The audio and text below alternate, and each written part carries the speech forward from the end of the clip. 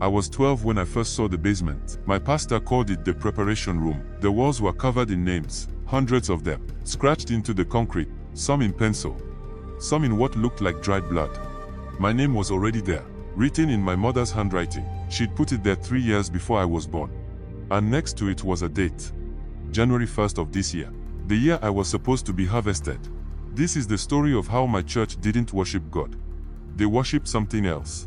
Something that demanded payment every New Year's Eve, and I was the price. So this happened in a small town outside Louisville, population 2,400.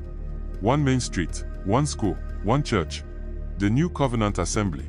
If you weren't a member, you were an outsider. My family, we were legacy members. 4th generation. My great-grandmother was one of the founding families in 1952. And here's the thing about legacy families. We had obligations. Every New Year's Eve, the church held a blessing ceremony. Mandatory attendance. Doors locked at 11:45 p.m. No one leaves until 12:07 a.m. Exactly 12:07. Not 12:05. Not 12:10. 12:07. My parents never explained why. They just said, "You'll understand when you're ready." I turned 12 in November. Apparently, I was ready. December 31st. My mom woke me up at 11 p.m. She was dressed in white. So was my dad. They handed me white clothes too. "Tonight, you join the inner circle," my mom said. Her voice was shaking. We drove to the church in silence. The parking lot was full, but I'd never seen these cars before. Blacked out windows, out-of-state plates. We went inside. The sanctuary was empty. Everyone was downstairs, in the basement, the preparation room, 40 people, all in white. Children lined up against one wall, all of them 12 years old. 7 kids total, including me. Pastor Elijah stood at the front. He smiled. "Welcome to your awakening." That's when I saw the altar. It wasn't stone. It was made of what looked like fossilized wood, black, twisted, ancient. Carved into its surface were symbols I'd never seen. Not Christian symbols you see in the church. "Tonight, you give your first offering," Pastor Elijah said. He held up a silver blade. "Your blood will mark you as covenant." One by one, the kids stepped forward. He cut their palms. They pressed their bleeding hands onto the altar. When the blood touched the wood, it hissed, like water on a hot pan. Then it absorbed into the surface. My turn. I stepped forward. The blade cut deep. I pressed my hand down. The wood was warm. Then I heard it, a voice. Not out loud. In my head. "We accept this offering. The child is marked." I looked at Pastor Elijah. He was smiling. But his eyes were completely black. No whites. No irises. Just black. I yanked my hand back, stumbled away from the altar. That's when I noticed the names on the walls again. Each one had a date next to it. I found mine, but there were other names too, with dates that had already passed. I recognized some of them. Sarah Mitchell, January 1st, 2019. She'd moved away that year. That's what everyone said. Marcus Delgado, January 1st, 2021. Transferred schools. Emma Reeves, January 1st, 2023. Went to live with her grandmother. 7 names. 7 years. 7 kids. All gone. All on January 1st. And my date was tomorrow. After the blood ritual, they brought out the wine. Dark red. Almost black. Everyone drank. Even the kids. "This seals the covenant," Pastor Elijah said. I didn't drink. I pretended. Held it in my mouth until I could spit it out. Something was wrong. Very wrong. At 11:58, they turned off all the lights. Complete darkness. Pastor Elijah began murmuring. Not in English. Not in any language I recognized. The other adults joined in. Their voices overlapping, building. Then at exactly midnight, the temperature in the basement dropped. I could see my breath. The altar started glowing. A dim, sickly green light. Pastor Elijah raised his arms. The gateway opens. The old ones hunger. We offer the marked in exchange for another year of prosperity. The 7 kids who'd given blood started walking toward the altar. Like sleepwalkers. Eyes open but not seeing. I tried to move but I couldn't. Something was holding me in place. The altar began to crack open, not splitting apart, opening, like a mouth. Inside was darkness. But it moved. It writhed. And it was filled with eyes. Hundreds of them, all looking at us. The first kid reached the altar, 10 years old, named Jacob. He climbed onto it without hesitation. The darkness reached out, wrapped around him, pulled him inside. He didn't scream. He just disappeared. One by one, the other kids followed. I was fourth in line. My legs were moving on their own. Closer to the altar, closer to that riding darkness. I was 5 feet away when I heard my grandmother's voice. Use the word. She was standing in the corner. My grandmother had been dead for 2 years. But there she was. Transparent. Glowing faintly. The word, child. The word. And then I remembered. Something my grandmother told me before she died. A single word. She made me memorize it. Made me promise to never forget it. Never say it out loud. Unless I had no choice. I was 3 feet from the altar now. The darkness was reaching for me. I opened my mouth. And I spoke the word. The effect was immediate. The darkness recoiled. The altar shuddered. The chanting stopped. Pastor Elijah spun around. His black eyes locked on me. Impossible, he screamed. The grandmother is dead. The protection ended. She taught me before she died, I said. My voice didn't sound like my own. Pastor Elijah lunged at me. But my grandmother's ghost stepped between us. Run, she whispered. I ran. Up the stairs. Through the sanctuary. Out into the parking lot. But when I got there, the cars were gone. All of them. Even my parents' car. The street was empty. The entire town was dark. No lights. No sounds. Just silence. I looked back at the church.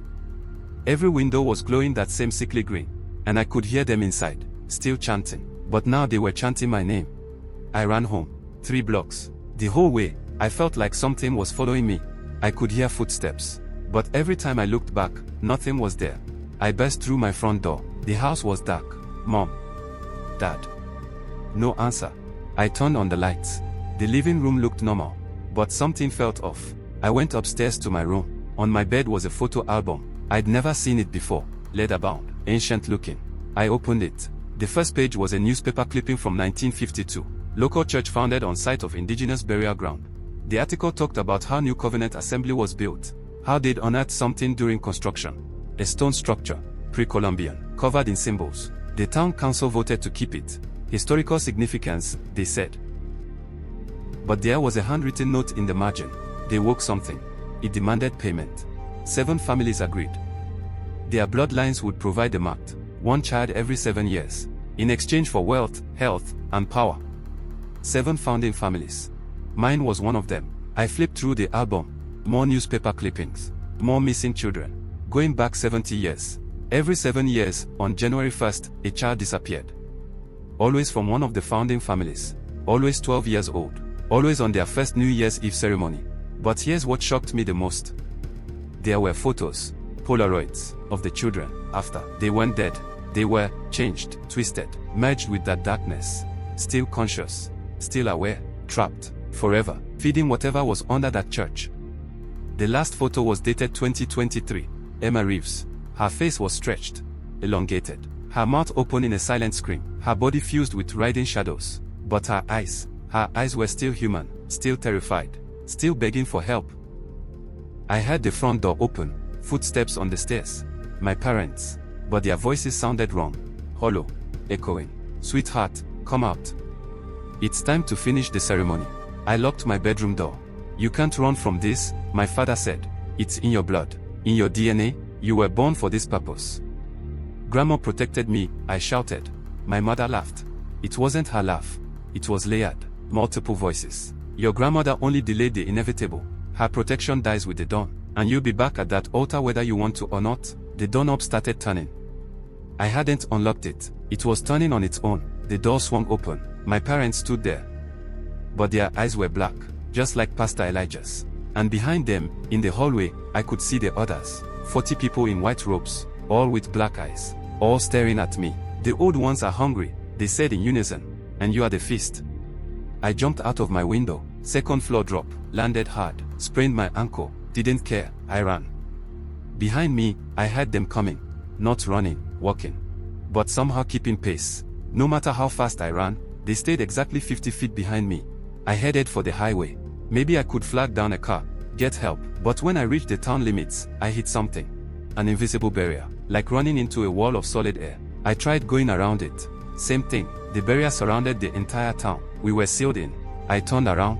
They were closer now, 30 feet, still walking, still in perfect unison. I ran toward the old police station. Maybe someone there could help, But when I got there, the building was empty, not abandoned, empty, like everyone had just vanished mid-action.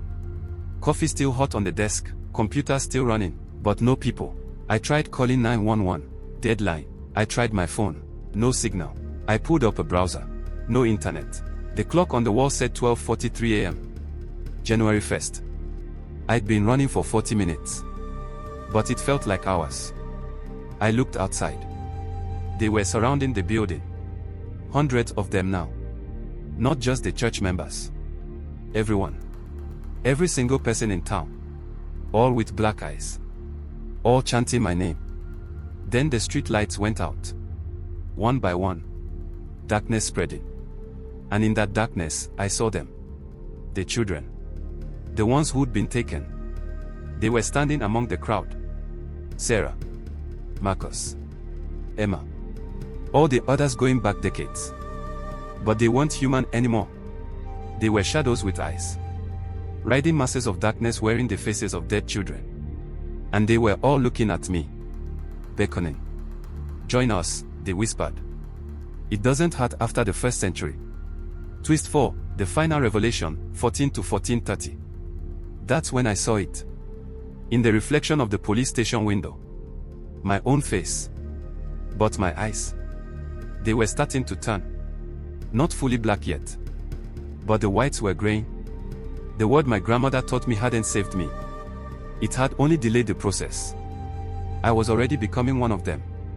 The transformation had started the moment I touched that altar. I pulled out my phone. Started recording this video. Because I need you to know something. That church in Louisville. It's not the only one. I found a map in that photo album. 7 churches across 7 states. All built on burial grounds. All with the same founding families. All taking children every 7 years. It's a network. The system. And it's been running for over 300 years. If you're from a small town with a church that has New Covenant, Eternal Light, or Sacred Assembly in the name, check your family tree. Check when the church was founded. Check if there are children who disappeared on New Year's. Because they are still doing this, right now. They are marking new children, preparing new offerings, and no one knows. No one suspects. Because who would believe a story this dark? His eyes might be fully black now. Maybe the altar called him back, or even dead. But the question you should ask yourself is this: what have you been subjecting your innocent children to? All in the name of religion, association, and the idea of belonging to a church. If you're watching this, please be the chief priest over your own family. Never subject yourself or family to a pastor. You have no idea the source of his power. This is a story we came across and decided to share with you. If you want us to also share stories like this one, let us know in the comment section. I will see you again in yet another one. But please, like and comment on this video.